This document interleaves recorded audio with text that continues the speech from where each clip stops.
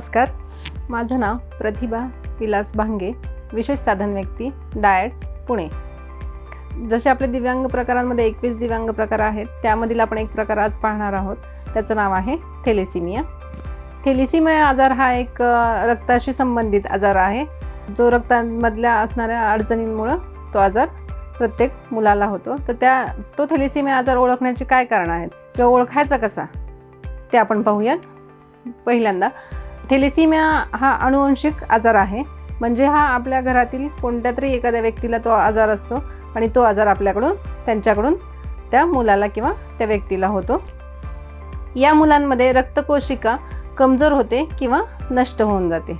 ज्या मुलाला थॅलेसिमिया आहे किंवा थॅलेसिमियाचा आजार आहे की ज्याला आपण आता 21 प्रकारामधले एक दिव्यांगत्व प्रकार म्हणून ओळखतो, जो थॅलेसिमिया आजार आहे, त्या थॅलेसिमिया आजारामध्ये काय होतं तर त्या मुलांमध्ये त्यांच्या रक्तकोशिका म्हणजे काय म्हणता येईल की त्यांच्या ज्या रक्ताच्या पेशी आहेत त्या कमजोर असतात, कमकुवत असतात आणि काही प्रमाणात त्या नष्टही शरीरात होऊन जातात। या मुलांमध्ये काय होतं तर रक्त बनत नाही, त्यामुळे या मुलांची प्रतिकारशक्ती ही कशी असते, कमी असते। प्रतिकारशक्ती कमी असल्यामुळे काय होतं की दुसऱ्या अनेक आजारांना ही मुलं पटकन बळी पडतात, कारण त्यांची प्रतिकारशक्ती ही लढण्यासाठी कमी पडते। थॅलेसिमियामध्ये रक्त कमी असल्यामुळे ॲनिमिया देखील होऊ शकतो। थॅलेसिमियामध्ये काय होतं की ह्या मुलांमध्ये रक्ताची कमतरता असल्यामुळे ॲनिमिया हा दुसऱ्या नावाचा पण एक आजार त्यांना उद्भवू शकतो। थॅलेसिमिया असणाऱ्या मुलांना 4 ते 5 आठवड्यांनी त्यांना रक्त हे भरावंच लागतं, कारण त्यांच्या शरीरामध्ये रक्त हे नव्याने तयार होत नाही। म्हणून कंपल्सरी ज्या थॅलेसिमिया असणारा मुलं आहे त्या मुलाला 4 ते 5 आठवड्यामध्ये एकदा ब्लड भरायला लागतं। थॅलेसिमिया हा जो आजार आहे किंवा हे दिव्यांगत्व आहे त्याचे 3 प्रकार पडतात। तर ते 3 प्रकार कोणते ते पाहूया आपण।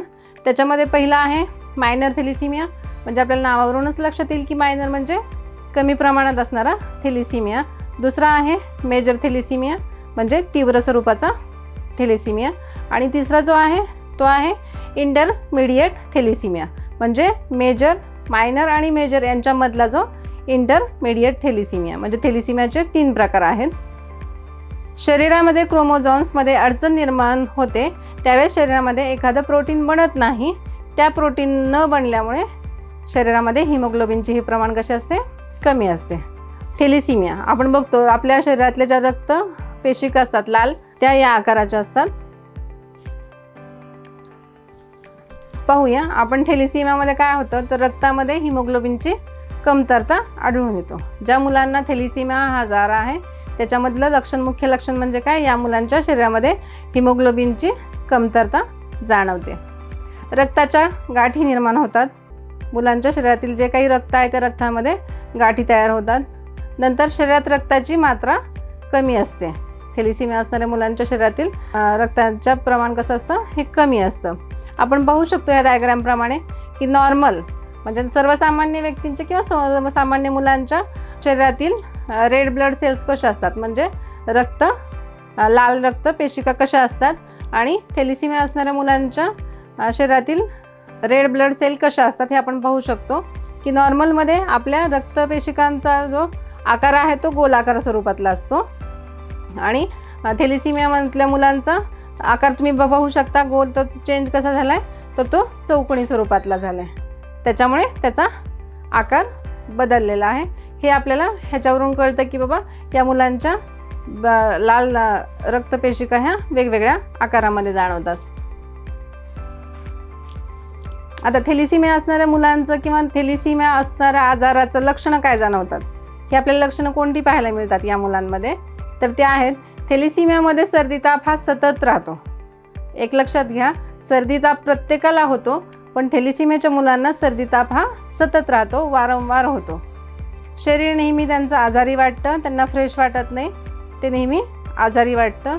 श्वासोश्वास घ्यायला त्रास होतो, ह्या मुलांना जास्त वेळ श्वास आपण रोखू शकत नाही किंवा श्वासोश्वास घ्यायला त्रास होतो।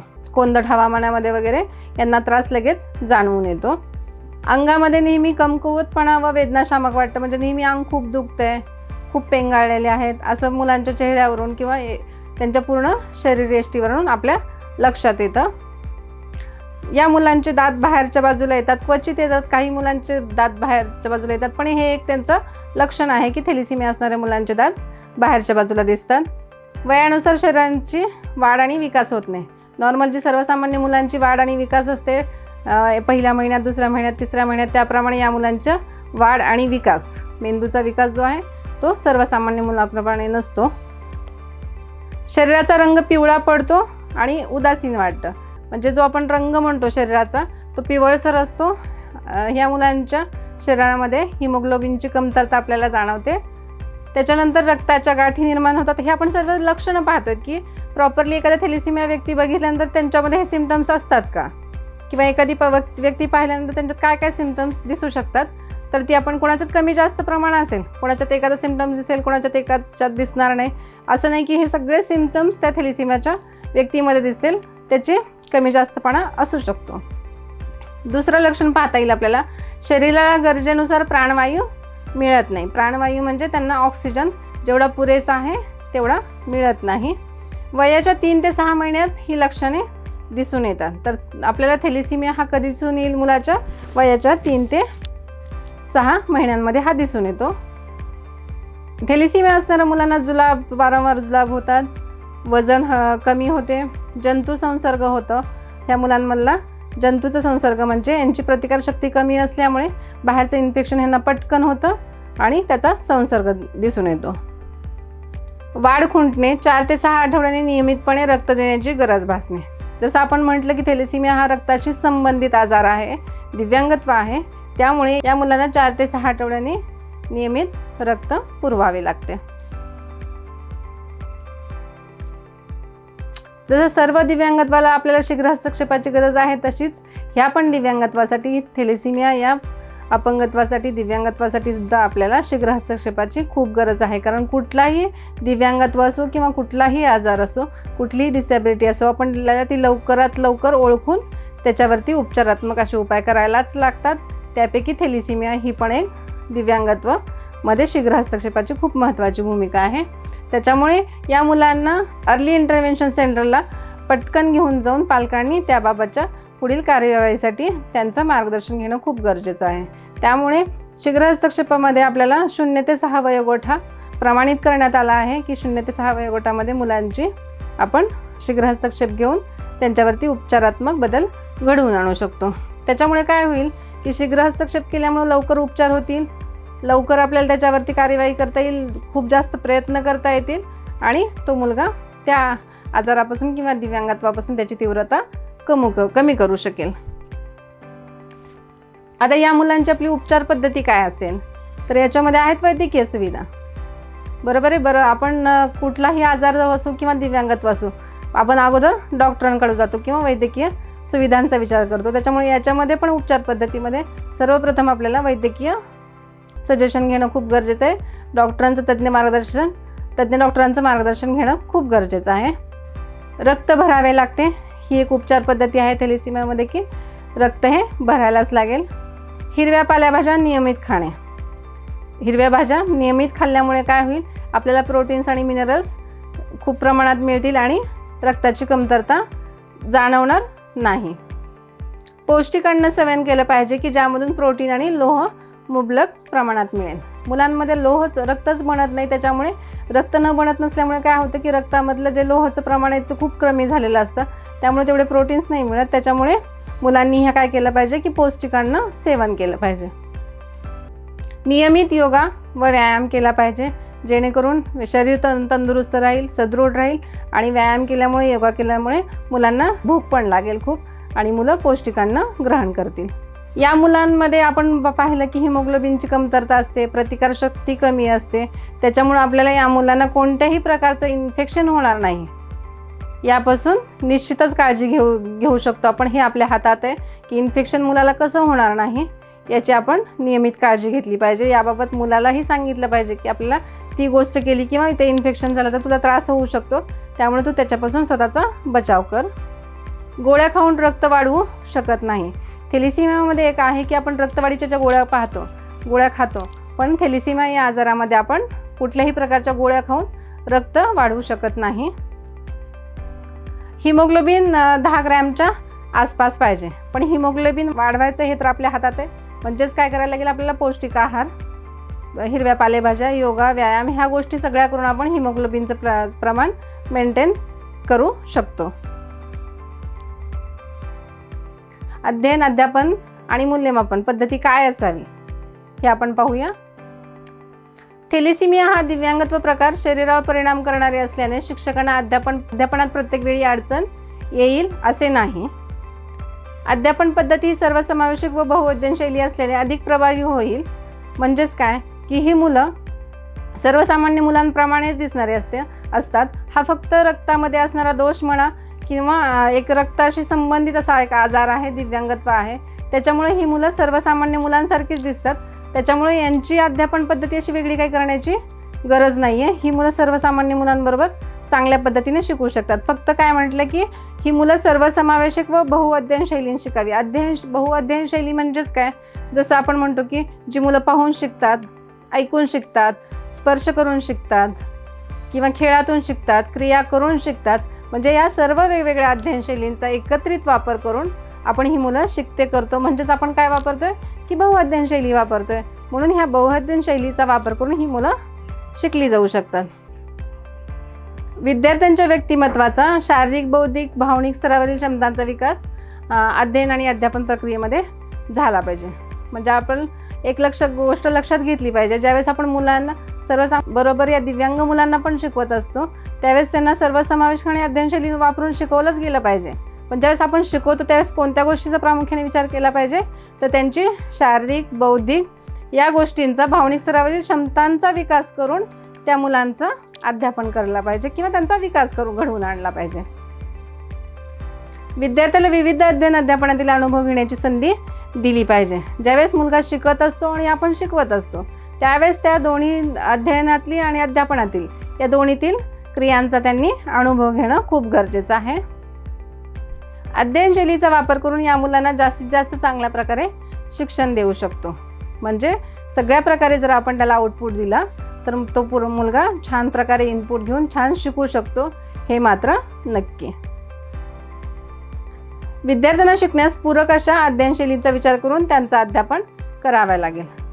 म्हणजे एखादा मुलगा असेल की बघून शिकतोय, त्याला बघून चांगलं समजतंय. एखाद्या मुलाला ती गोष्ट ऐकून त्याची गोष्ट ती पाठ होईल.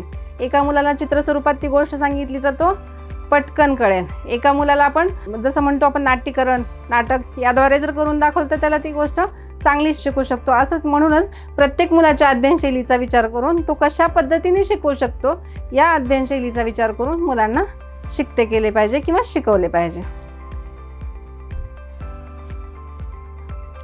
मुलांची आता आली अध्ययन अध्यापन पद्धती झाली. आता मुलांची आली परीक्षा पद्धती आणि त्या परीक्षा पद्धतीचे मूल्यमापन कसे करावे. तर याबाबत शासनाने 16 ऑक्टोबर 2018चा शासन निर्णयानुसार काही मूल्यमापन पद्धती व परीक्षा पद्धतींमधील सुविधांबाबत सांगण्यात आलं आहे. तर ते आपण पाहूया की काय नेमकं त्या सुविधा. त्याच्यामध्ये मुलाचं, ज्या दिव्यांग मुलं आहे त्या मुलाचं परीक्षा केंद्र हे जवळचं परीक्षा केंद्र असावं. प्रति तास 20 मिनिटं अधिक वेळ असावा. सर्वसामान्य मुलांप्रमाणे या मुलासाठी पेपरचा वेळ झाला तरी त्याला प्रति तास 20 मिनिटं म्हणजे 3 तासाचे 60 मिनिटं देण्यात यावे. कमाल 20 गुणांची सवलत एकाच विषयामध्ये किंवा सर्व विषयांमध्ये या मुलांना कमाल गुणांची सवलत दिली जाते.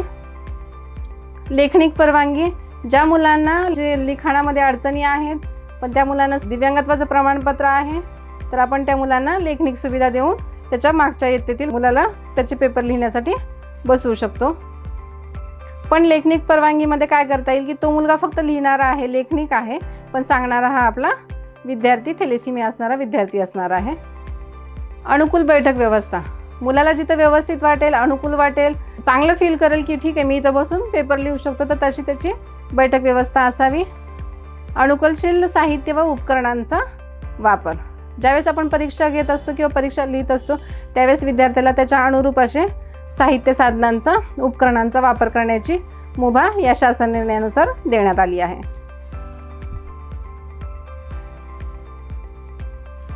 परीक्षांची मूल्यमापन पद्धती कशी आहे ते पाहूया आपण या शासन निर्णयानुसारच.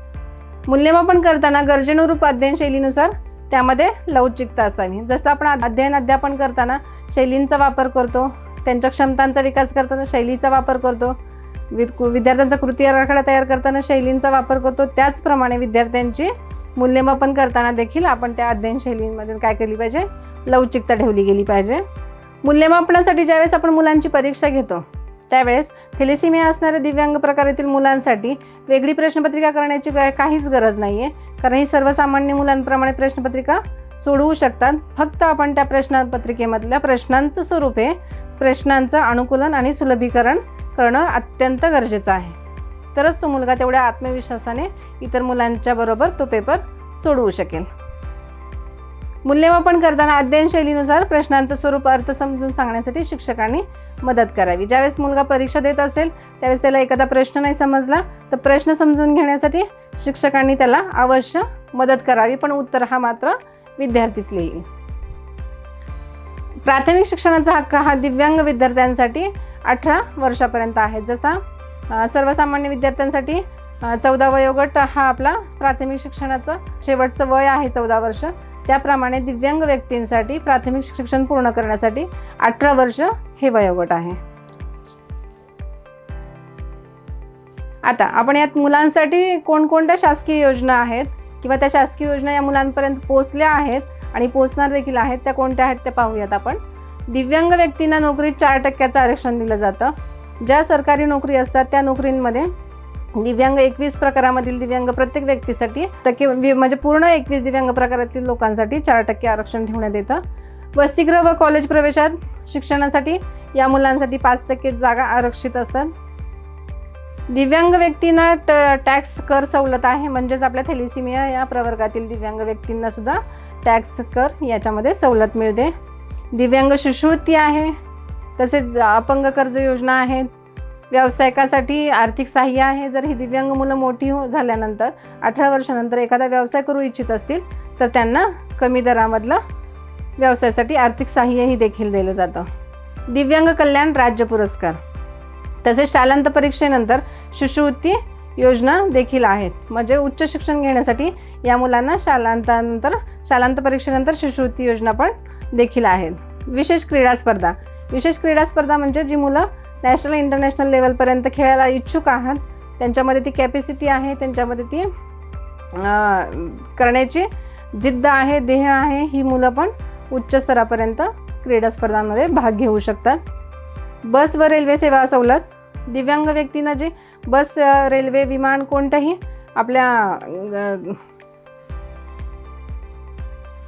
सरकारी वाहनांमधून जाण्याची सवलत मिळते. तसेच सोबतच्या व्यक्तीला पण ती सवलत लागू होते.